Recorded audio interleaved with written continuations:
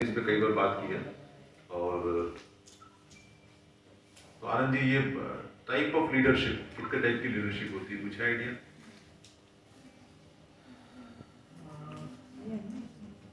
Broad leadership.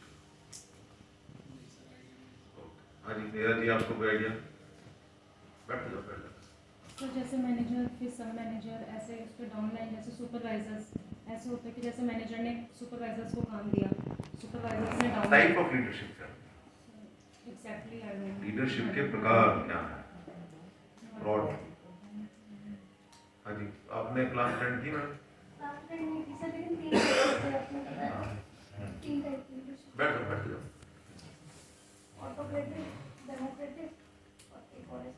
Legislative. अगर आपने देखा होगा कि पहले जमाने में राजाओं का राज होता था, किंगडम्स होती थी, नवाब होते थे, सम्राट होते थे, है ना? तो इन लोगों के समय पे जो लीडरशिप होती थी, जो राजा ने कह दिया, जो किंग ने कह दिया, जो सम्राट ने कह दिया, वो फाइनल है। ठीक है? तो ये ऑटोक्रेटिक टाइप ऑफ लीडरशिप कहलाती थी। क्या कहलाती थी? Autocratic type of leadership. मतलब इस टाइप की लीडरशिप के अंदर जो बॉस है उसका order is final, the followers has to follow that, no if and buts. ठीक है? No question asked, whatever order has come, you got to follow it. That is known as autocratic style of leadership. ठीक है? These are the style of leadership. तो दूसरी leadership है वो है democratic. तो डेमोक्रेटिक, सुनील जी, डेमोक्रेटिक से क्या समझते हैं आप? प्रजातंत्र। तो प्रजातंत्र से क्या समझते हैं? हाँ जी, गीता मैडम, इन्होंने कहा प्रजातंत्र, आप क्या समझती हैं प्रजातंत्र?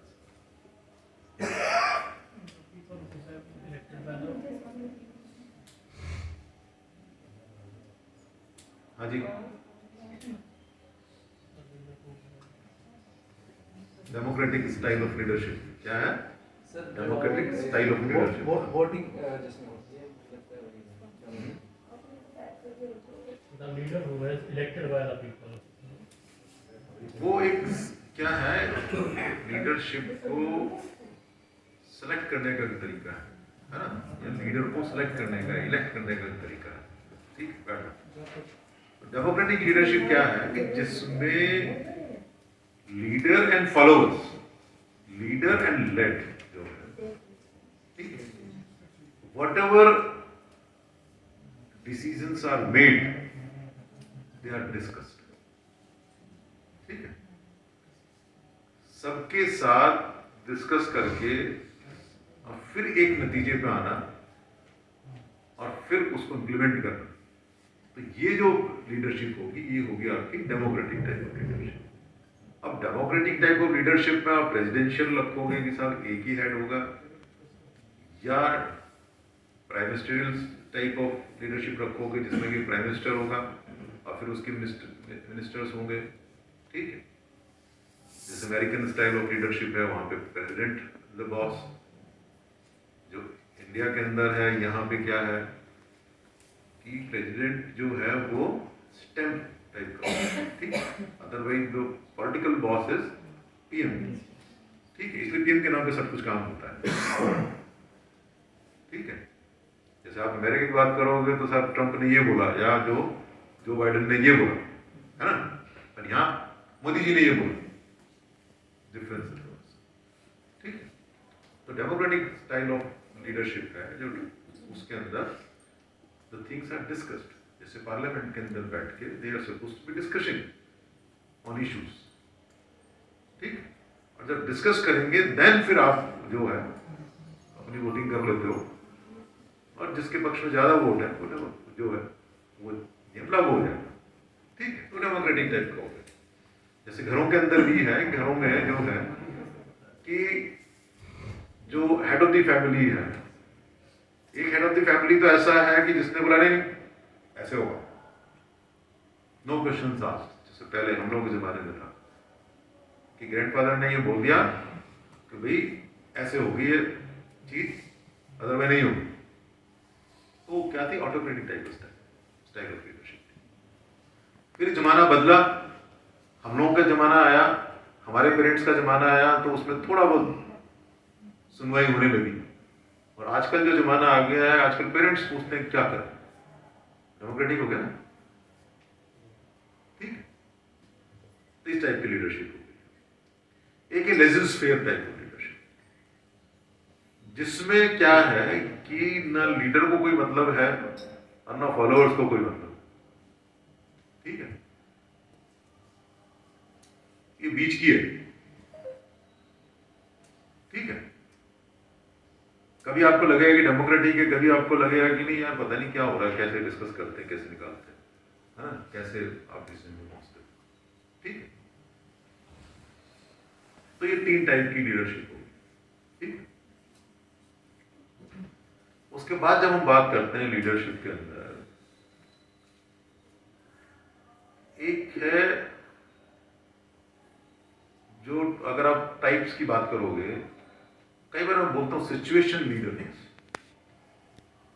कि एक पर्टिकुलर सिचुएशन में कई बार कुछ लीडर्स निकल के आते हैं, ठीक है। तो भाई कहीं पर कोई काम हो रहा है और पता लगा कि जो बॉस है उसके कुछ समझ नहीं आ रहा है, बट उस समय पे कोई कर्मचारी जो है वो एक लीडर बनकर निकल गया, है ना।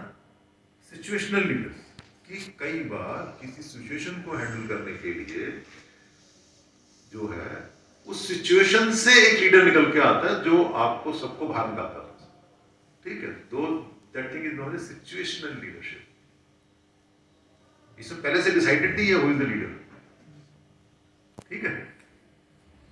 आपने देखा होगा कि कई बार जैसे एक सड़क पे एक्सीडेंट हुआ, 500 लोग इकट्ठे हो, कोई इधर से देख रहा है, उधर से देख रहा है, बट उस समय कोई एक बंदा ऐसा होता है जो लीड करता है, वहां पे कहते नहीं यार एम्बुलेंस को बुलाओ, ये करो, उठाओ, ये करो, वो यार फटाफट लेकर के पेशेंट को शिफ्ट कर देता है। That person is situational leader, situational leader, ठीक है। या कई बार जैसे डिजास्टर हो जाए कहीं पे, जैसे अभी आज आपने देखा होगा कि दिल्ली में कनॉट प्लेस पे बिल्डिंग आग लगी, 11th फ्लोर पर आग लगी, ठीक है। तो उसके लिए अभी न्यूज में वही आ रहा है, ठीक है। तो इस समय पे कई बार कोई एक कर्मचारी लीडर निकल आता है जो अपने आप ऑटोमेटिकली लीड करने लग जाता है, ऐसे करो यार, ये लेके आओ, वो लेके आओ, है ना। एंड देन फिर लोग उसको फॉलो करें, सिचुएशन खत्म होगी, लीडरशिप खत्म, ठीक है। एक होता वेल प्लान तरीके से, जिसको कहते हैं स्ट्रैटेजी बना के एक लीडरशिप होती है। स्ट्रैटेजिक लीडरशिप क्या होती है, वेल प्लान्ड तरीके से स्ट्रैटेजी एक हमने डिसाइड की कि हमने इस काम को ऐसे करना है, ठीक है। इस स्ट्रैटेजी को फॉलो करना है। जैसे ये जो ग्रुप ऑफ हॉस्पिटल है, पार्क ग्रुप ऑफ हॉस्पिटल है, या कैलाश ग्रुप ऑफ हॉस्पिटल है, या थार ग्रुप ऑफ हॉस्पिटल है, ये जो इस टाइप कैटेगरी के जो हॉस्पिटल हैं, इनकी अपनी एक स्ट्रैटेजी है।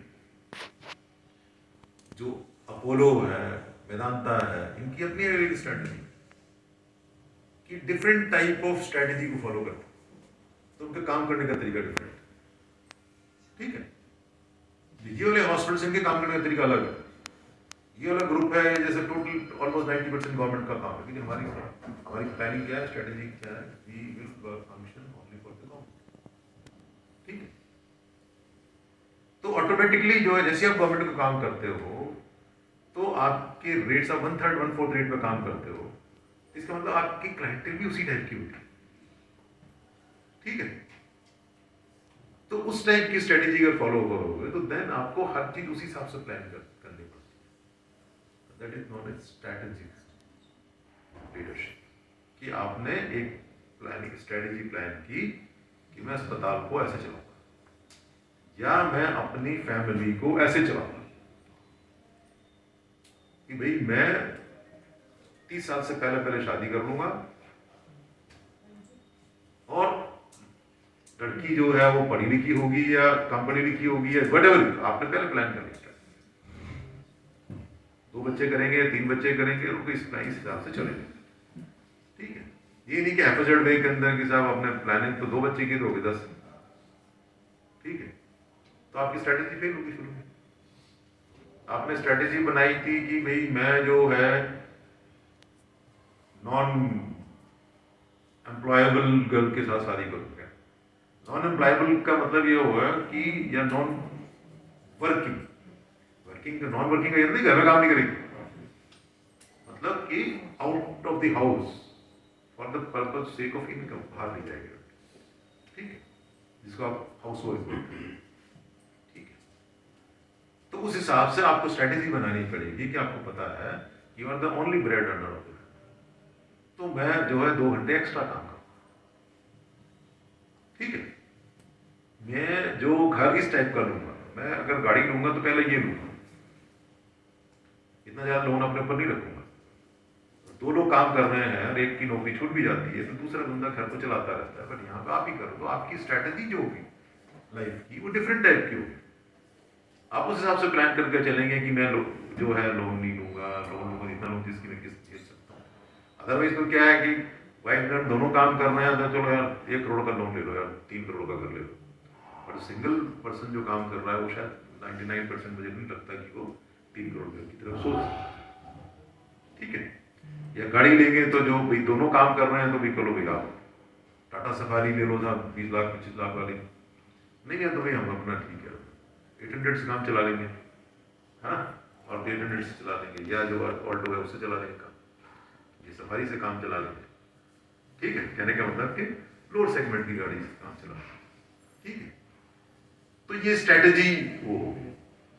तो इस टाइप के जो लीडर्स होते हैं, how they should function, how strategic leaders should function, उस पर हम बात करेंगे। तो इसमें क्या होता है कि इसके 10 प्रिंसिपल्स जो है कहीं से मैंने देखा था, और वो जो 10 प्रिंसिपल्स हैं उन पर हम लोग बात करेंगे। ठीक है, तो स्ट्रेटेजिक लीडरशिप जो है, सबसे पहला प्रिंसिपल जो है किसी भी चीज का, लीडरशिप का या किसी का,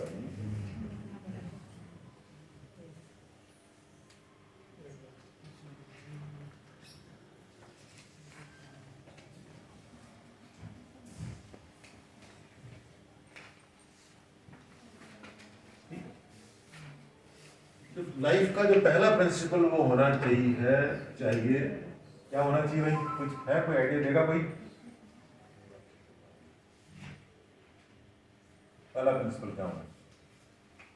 इसने कुछ और लिखा है बट मैं अपने हिसाब से जो मैं सोचता हूँ या जो मेरा एक्सपीरियंस है लाइफ का उस हिसाब से बताऊँ। फर्स्ट प्रिंसिपल लाइफ में क्या होना चाहिए? सबसे पहले होना चाहिए मैडम लाइफ के अंदर बी ऑनेस्ट। क्या होना चाहिए? Be honest. ठीक है, आपकी थॉट में ऑनेस्ट हो, आप इकोनॉमिकली ऑनेस्ट हो, आप अपने बिहेवियर में ऑनेस्ट हैं, बी ऑनेस्ट, ईमानदार रहिए, सबसे पहला प्रिंसिपल है। ठीक है, और जो इसने जो है लाइक इसने इसको 2 नंबर पर रखा बट मैं इसको 1 नंबर पर रखा। ठीक है, and what ever information you have, B honest and क्या लिखा है इंफॉर्मेशन के बारे में? ओपन। ठीक है, ओपन अबाउट इंफॉर्मेशन। ठीक है, लाइक हम लोग ये हॉस्पिटल चला रहे हैं, whatever job we are doing, we should be honest in our function. ठीक है, we should be open about information, कि जो हम बात कर रहे हैं पेशेंट के साथ में रिगार्डिंग एनीथिंग, चाहे उनकी बीमारी के बारे में बात कर रहे हैं, चाहे हम काउंसलिंग के टाइम पे बात कर रहे हैं, चाहे हम जब फाइनेंशियल कैलकुलेशंस कर रहे हैं तब बात कर रहे हैं, you should be very very honest. ये नहीं होना चाहिए कि एक पेशेंट को आपने बोला कि भाई 10,000 रुपये स्पेशल के लगते हैं, एक दूसरा नजर आ गया, उसको आपने 50 बता दिया, किसी को आपने 30 बता दिया, किसी को आपने 40 बता दिया। ठीक है, जैसे ही आप ऑनेस्टी से साइड में हटेंगे, एक दिन आप एक्सपोज हो जाएंगे। ठीक है, यार इनका कोई भरोसा नहीं किससे कितने चार्ज कर। ठीक है, तो one has to very honest dealings as an individual and as an organisation. ठीक है, क्योंकि अगर मैं पार्क हॉस्पिटल की बात कर रहा हूँ या बिजनेस की बात कर रहा हूँ, उस सिचुएशन में हमें as an organisation we should be honest and open about information, whatever information we are imparting to others, whether that we are imparting information to our staff, अपने पेशेंट्स, अटेंडेंट्स, जो आपके vendors. ठीक है, we should be very honest with these people and open about information। कहते हैं खुली किताब होना चाहिए कि हम तो ऐसे करते हैं। ठीक है, देन उसमें है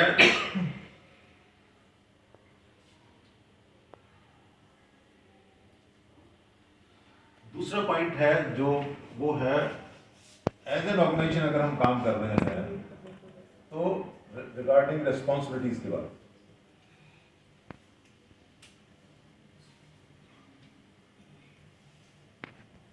रिस्पॉन्सिबिलिटीज। ठीक है, तो जो रिस्पॉन्सिबिलिटीज हैं वो हमें क्या करना चाहिए, it should B responsibility should be distributed. क्या होना चाहिए, डिस्ट्रीब्यूट।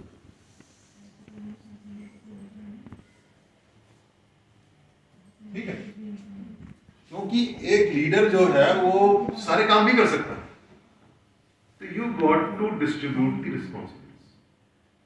ठीक है, कि भाई ये आपका काम है, जैसे मैडम का है कि भाई हॉस्पिटैलिटी की रिस्पॉन्सिबिलिटी, तो हॉस्पिटैलिटी में जो भी आता है वो हाउसकीपिंग से लेके डायरेक्टरी सर्विस से लेके, ठीक है, वो सब कुछ, किचन ले लो, कैफेटेरिया ले लो, है ना, ये सारी चीजें जो हैं ये हॉस्पिटैलिटी का पार्ट है। तो ये हॉस्पिटैलिटी। सिमिलरली जैसे क्या नाम है अपने वरुण जी हैं, ये आपका ऑपरेशंस रिलेटेड टू पेशेंट के। ठीक है, तो ऑपरेशंस रिलेटेड टू पेशेंट के जो है वो रिस्पॉन्सिबिलिटी इनके पास है। ठीक है, सिमिलरली बिलिंग के लोग अलग हैं, उनका हेड अलग है। तो क्या है, जैसे एडमिनिस्ट्रेशन है, एडमिनिस्ट्रेशन में जैसे राठी सर, ठीक है, उसके बाद ये अपनी अपनी सब डिपार्टमेंट्स में रिस्पॉन्सिबिलिटी डिस्ट्रीब्यूट किया। तो कहने का मतलब ये है कि फर्स्ट है कि be honest, open about information and distribute responsibility. ठीक है, तो जो रिस्पॉन्सिबिलिटी जो है आपको सबको क्लियरली डिफाइंड रिस्पॉन्सिबिलिटी होनी चाहिए। ये नहीं होना चाहिए कि मैडम को नहीं पता कि इनका एरिया कौन सा है, या वरुण को नहीं पता इसका एरिया कौन सा है। ठीक है, या डॉक्टर्स को नहीं पता कि उनका एरिया कौन सा है कि साहब तो ये भी देख ले, ये भी देख ले, ये भी देख ले। ऐसे काम नहीं चलता है। जैसे फायर फाइटिंग वाले हैं तो इनको पता है कि व्हाट इज हिज रिस्पॉन्सिबिलिटी।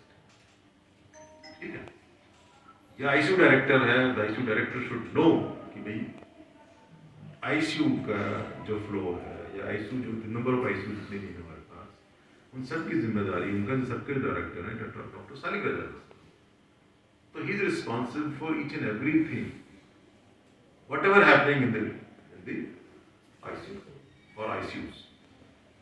चाहे वो वहाँ पे पेशेंट केयर से रिलेटेड चीज है, चाहे वो वहाँ पे एडमिन से रिलेटेड चीज है, किसी को छुट्टी देनी है, किसी को करना है, क्यों नहीं कि अगर जिम्मेदार वो है, छुट्टी मैं सैंक्शन कर दूं तो उनको पता नहीं लगेगा कौन आ गया कौन चला गया, काम तो उन्होंने लेना।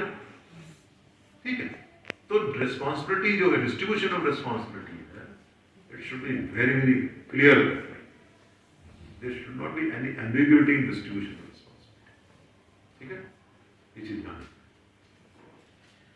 तीसरा पॉइंट है क्रिएट मल्टीपल पाथ्स। एक काम को करने के कई तरीके हो सकते हैं। क्रिएट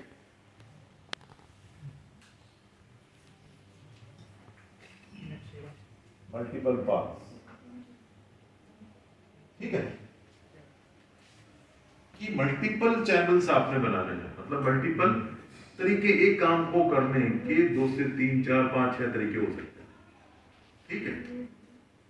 जैसे हमारे फौज के अंदर भी होता है कि जब हम लोग कोई प्लानिंग करते हैं किसी चीज की, तो सपोज इस एक काम को एक तरीके से किया जा सकता है, तो दूसरा बोलते हैं ऐसे कर सकते हैं, तो ऐसे कर सकते हैं।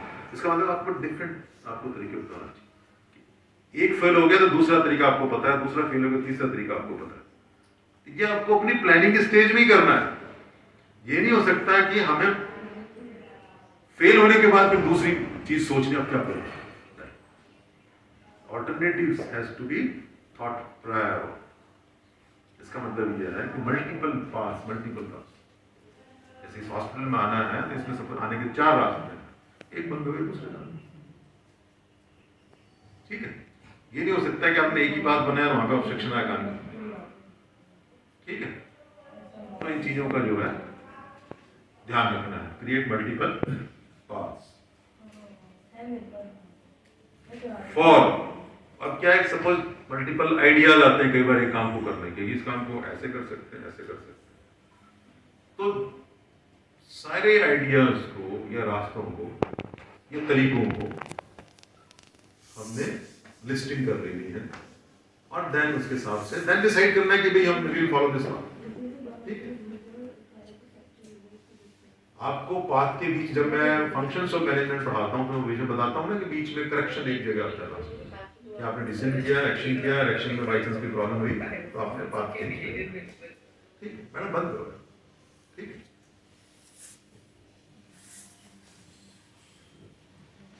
देन है कि जब आपने मल्टीपल पाथ प्लान कर रखे हैं, तो सपोज कहीं पे फेल होने के चांस है, आपने कोई स्ट्रेटेजी अपनाई, आपने कोई तरीका अपनाया, आपने कोई आइडिया इंप्लीमेंट किया, तो make it very very safe for failure. तो दूसरा चौथा आइटम क्या है,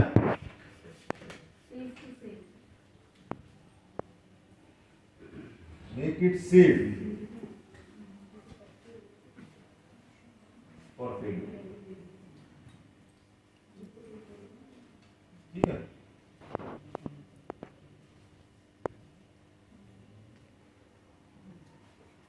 कि जो सपोज अगर कहीं फेल होने के चांसेस हैं किसी तरीके में, किसी आइडिया के अंदर, किसी रास्ते पे, तो इसको बड़ा सेफ बनाने से मतलब उसके बारे में पहले विचार करना पड़ेगा, ठीक है,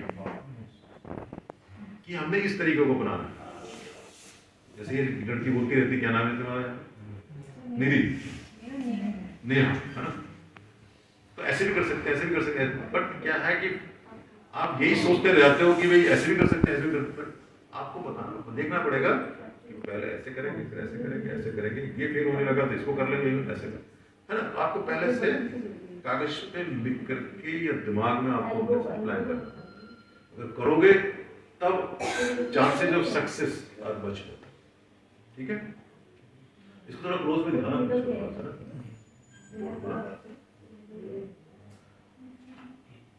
देन क्या कहता है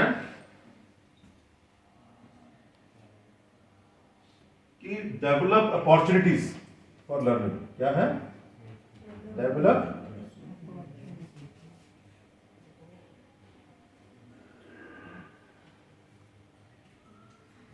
अपॉर्चुनिटी फॉर लर्निंग।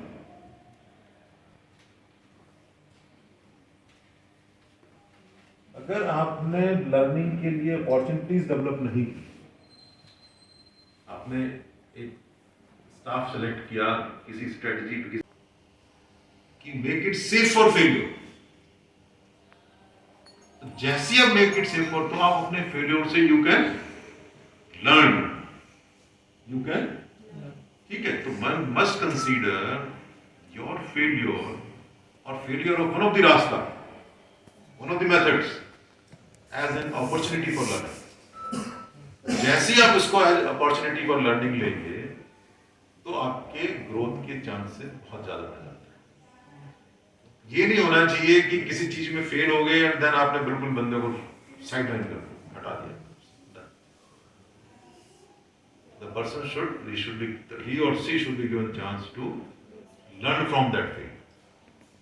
ठीक है? It means giving opportunity for, ठीक है? This is one of the strategies. अगर आपने opportunity for learning दे दी अपने स्टाफ को या अपने फॉलोअर्स को, तो वो ज्यादा कॉन्फिडेंस के साथ काम कर रहा है, ठीक है? तो एक ये स्ट्रैटेजी होगी.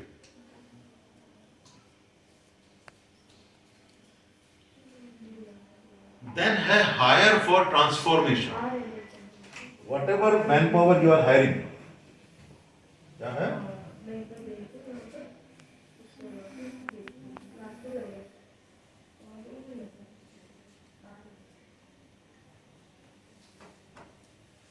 Hired for transformation. कि whatever manpower you are hiring, ठीक है? तो क्या लिखा है मैंने पहले?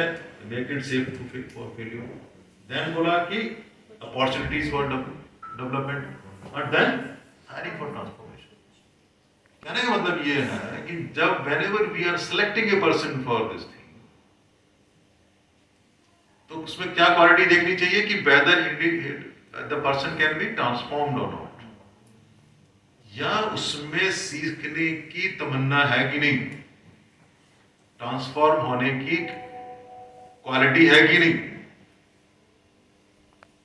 चाहे कोई भी इंटरव्यू हो, चाहे वो सिविल सर्विसेज के लिए इंटरव्यू हो, चाहे वो आर्म फोर्सेज के लिए इंटरव्यू हो, उसमें जब आप ये क्वालिटी देखते हैं कि the person whether the person is trainable और नॉट. क्या चीज है? ट्रेनेबल है कि नहीं है. आप कितने आपका आईक्यू हो, कितना ही ईक्यू हो, लेकिन आप यू आर नॉट ट्रेनेबल, अगर आप ट्रांसफॉर्मेशनेबल नहीं है, if you can not be transform, if you can not learn new things, if you can not be trained, then जो है दैट टाइप ऑफ जो मैन पावर है वो उस ऑर्गेनाइजेशन के लिए फ्रूटफुल नहीं हो सकता. तो this is one of the strategies कि hire for transformation means one has to see the quality of trainability. क्या है? Trainability, whether the person is trainable और ट्रांसफॉर्मेबल और नॉट. ठीक है?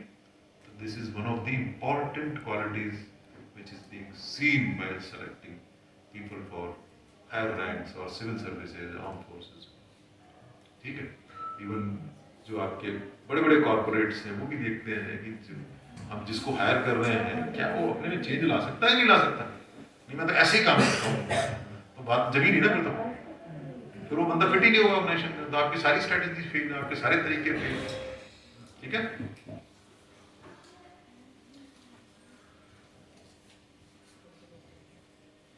देन नेक्स्ट वो है कि bring your 100%, bring your whole self. क्या है? क्या कहता है? ब्रिंग योर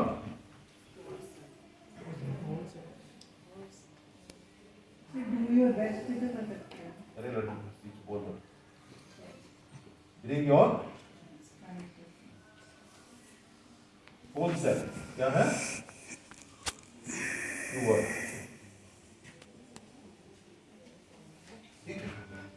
इसका मतलब ये है you got to come as 100% whole self. Whole self का मतलब है कि आपको पूरा, तो कहते हैं ना तन मन धन जो बोलते हो, जब हम बात कहते हैं कि इस देश के लिए, इस ऑर्गेनाइजेशन के लिए हम तन मन धन से तैयार हैं, that is the meaning of whole self.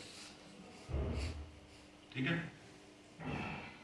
अब ये नहीं हो सकता है कि जैसे आज के जमाने में हो रहा है कि 1 घंटा वहां बैठ गए, 2 घंटे वहां बैठ गए, आधा घंटा वहां बैठ गए, तो ना उनका अच्छा काम किया, ना उसका अच्छा काम किया, ना उसका अच्छा काम किया. ठीक है? तो आपकी जो लीडर है उसकी strategic leadership will fail.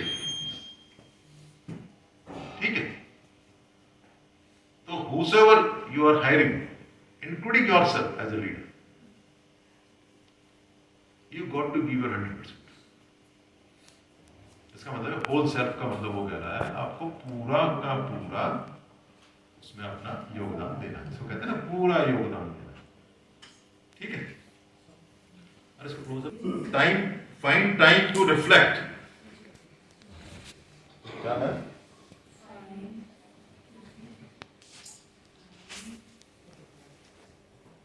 To reflect, ठीक है। ये 6 हो गया, ये 7 हो गया, और ये 8। रिफ्लेक्ट मतलब रिफ्लेक्शन जो है, वट एवर टाइम, मतलब whatever time you are giving to the organisation या उस काम के लिए दे रहे हो, ठीक है। फाइंड टाइम टू रिफ्लेक्ट मतलब कहने का है कि whatever we are doing उसका रिफ्लेक्शन जाना चाहिए बाहर, ठीक है। वो दिखना चाहिए ना 4 बंदों को, ठीक है। अगर वो नहीं दिख रहा है तो आपको कैसे पता लगेगा, कैसे दुनिया को पता लगेगा या बाहर वाले लोगों को पता लगेगा कि we are doing a good job या so family is doing a good job, ठीक है।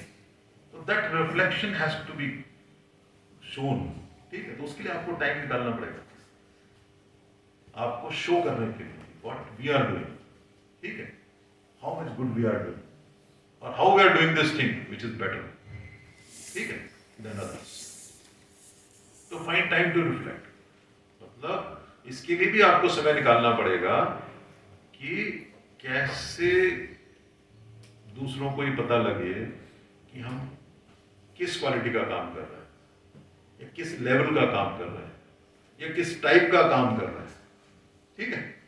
तो इन चीजों को जो है ध्यान हमने रखना है, तो उसके लिए भी आपको टाइम निकालना। अदरवाइज आप काम करते हुए कहते हैं ना गधे की तरह काम करता है, काम गधे की तरह से करो, कोई प्रॉब्लम नहीं, होल से अपना करो, मगर इट शुड बी रिफ्लेक्टेड।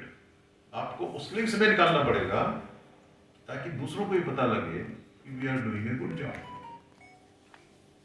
ठीक है।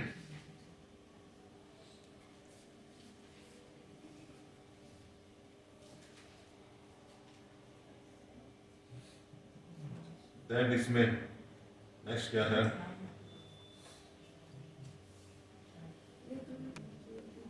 recognize leadership development as an ongoing practice। कहने का मतलब ये हुआ कि whatever we are doing, leadership development, recognize leadership development।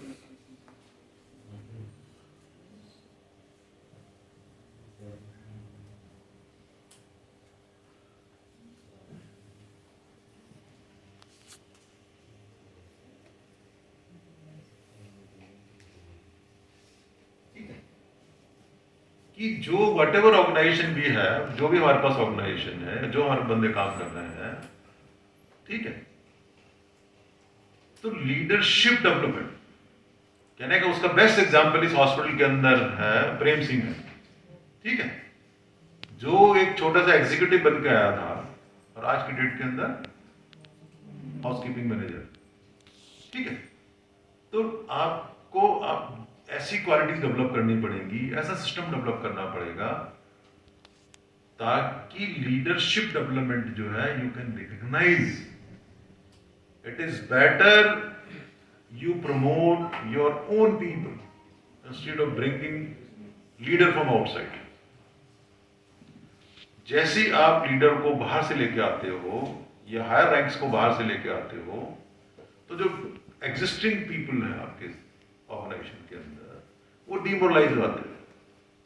जब वो डिमोरलाइज होते हैं उस सिचुएशन के अंदर आपकी स्ट्रैटेजी, ओरिजिनल स्ट्रैटेजी ऑर्गेनाइजेशन चलाने की, ठीक है,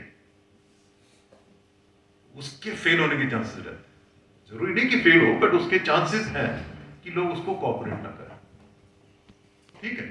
इसका मतलब ये है कि ऐसा सिस्टम डेवलप होना चाहिए जिसमें कि within organisation you recognise leadership.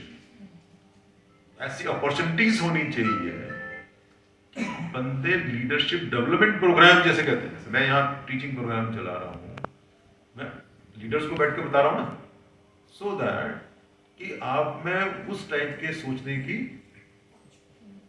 Capability आए या उस डायरेक्शन में सोचने के लिए मजबूर हो, ठीक है।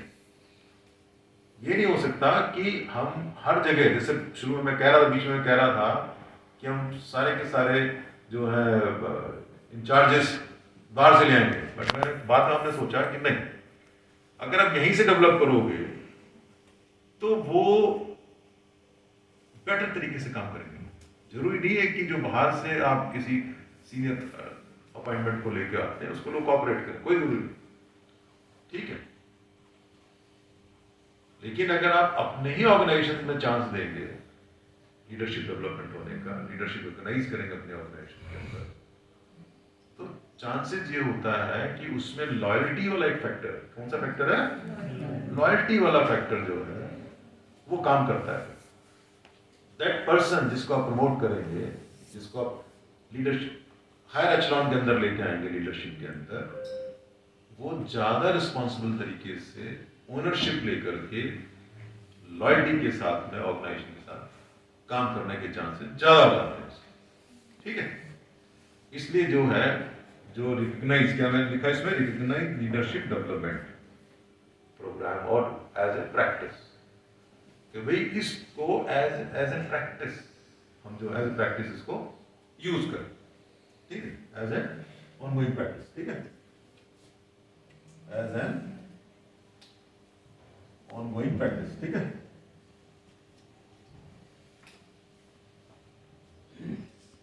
एक, दो, तीन, चार, पाँच, 6, 7, 8, 9, ठीक है। क्या रह गया अभी,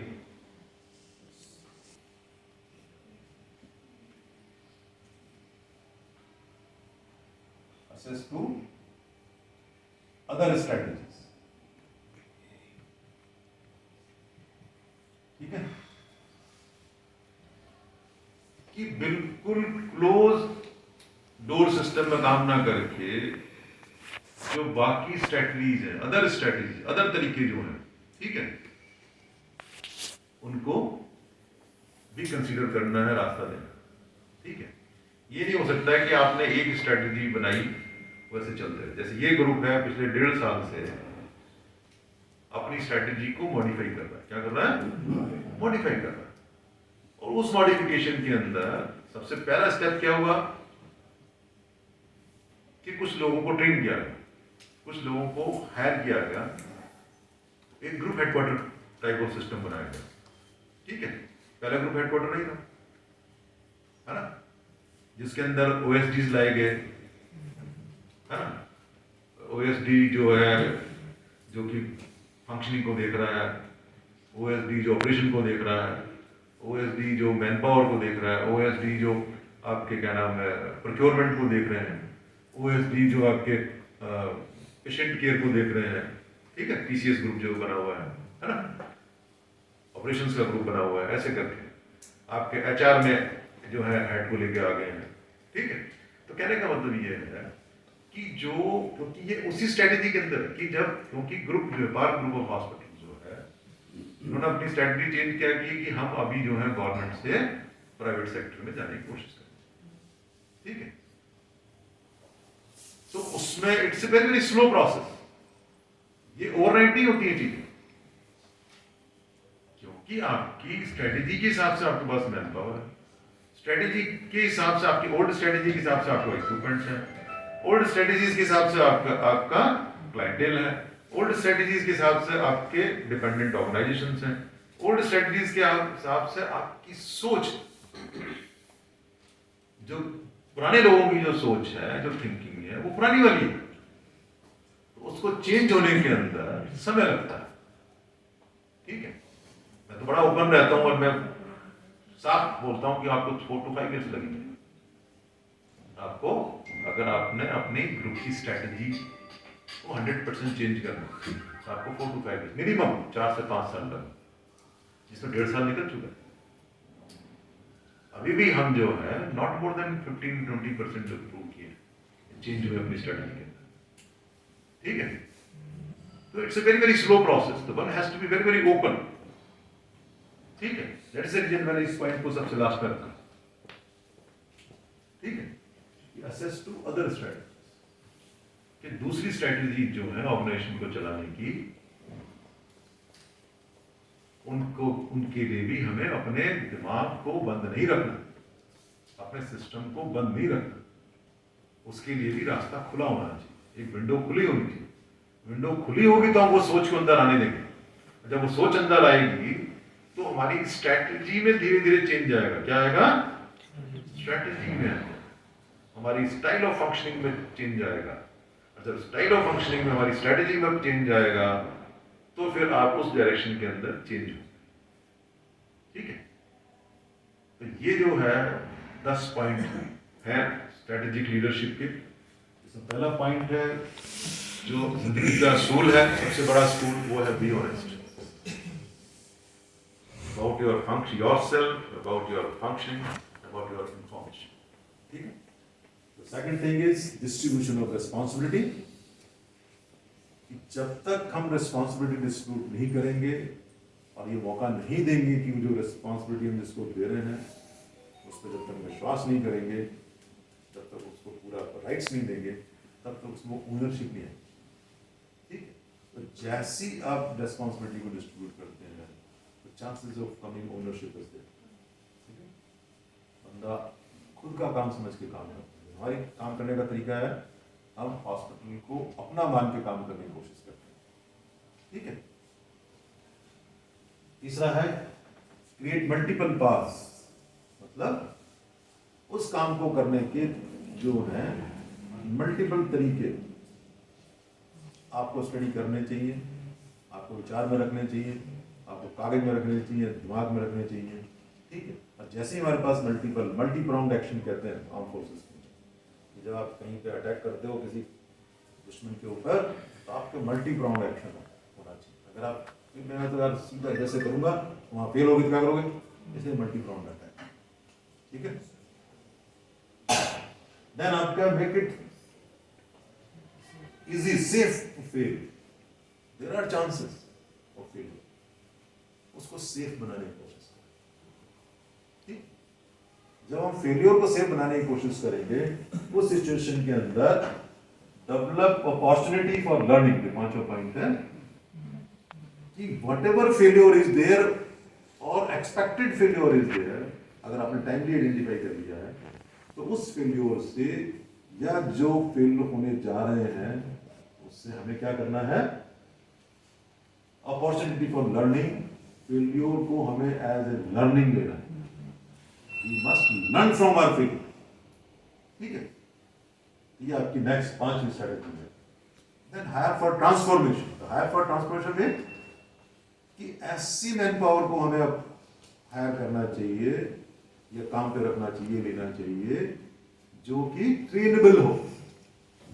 अगर कोई इंसान कितना भी बड़ा IQ रखता हो, EQ रखता हो, SQ रखता हो, अगर वो ट्रेनेबल नहीं है, ठीक है, तो वो ऑर्गेनाइजेशन के लिए इतना फिट नहीं हो सकता।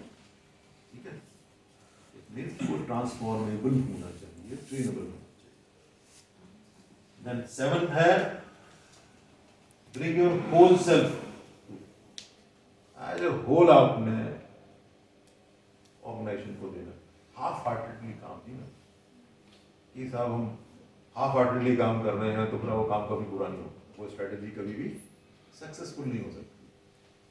आपको होल हार्टेड मतलब पूरे तरीके से, जैसे कहते हैं ना आप डूब गया बंदा, काम में डूब जाता है, whole hearted and whole self, तन मन धन। ठीक है, केस और कमेंट, तन मन धन का मतलब ये है कि आप गए हो और मेरे तो गाड़ी में मतलब जो है सब गाड़ी का पेट्रोल भी खत्म हो गया, भाई 10-5 लीटर डाल ले यार, बाद में मिल जाएगा, है ना? तो वो है। Then 8वां है find time to reflect. Whatever you are doing, good, bad, worse, whatever you are doing, ठीक है, तो खराब चीजों को क्यों दिखाओगे आप अपने? तो आपको रिफ्लेक्शन के लिए जो आप अच्छा काम कर रहे हैं, it should be visible. क्या होना चाहिए? विजिबल होना चाहिए, दिखना चाहिए दूसरे को। अगर दूसरे को दिखेगा ही नहीं तो कैसे इंप्रेशन हो, काम कैसे बढ़ाओ? It should be visible. ठीक है, देन आपका 9th है रिकॉग्नाइज लीडरशिप डेवलपमेंट। ठीक है, कि लीडरशिप डेवलपमेंट का आपको पूरी अपॉर्चुनिटी देनी है, पूरे चांस देने हैं। आज एक सिस्टम डेवलप होना चाहिए जिससे कि आप लीडरशिप को पहचान सकें। It is better to promote your own people. उसमें ट्रेनिंग पहले आ रखी है, आ रखा है। अगर वो ट्रेनेबल है तो लीडर बन सकता है ना? ट्रेनेबल नहीं है तो लीडर नहीं बन सकता। ठीक है। एंड द लास्ट में एसेस टू अदर स्ट्रेटजीज। हमने अदर स्ट्रेटजीज के लिए दिमाग को शट नहीं करना है, बंद नहीं करना। ये नहीं, हम जैसे सोचते ही नहीं है ना। जब हम सोचते नहीं तो हम क्यों करेंगे? ठीक है। Access to other type strategies. जितनी भी स्ट्रेटजीज किसी काम को करने के तरीके हैं, रास्ते हैं, उन सब के लिए जो है एक्सेस होनी चाहिए, so that if you fail, ठीक है, then other strategy, you have other strategy. ठीक है, तो इन चीजों का ध्यान रखें।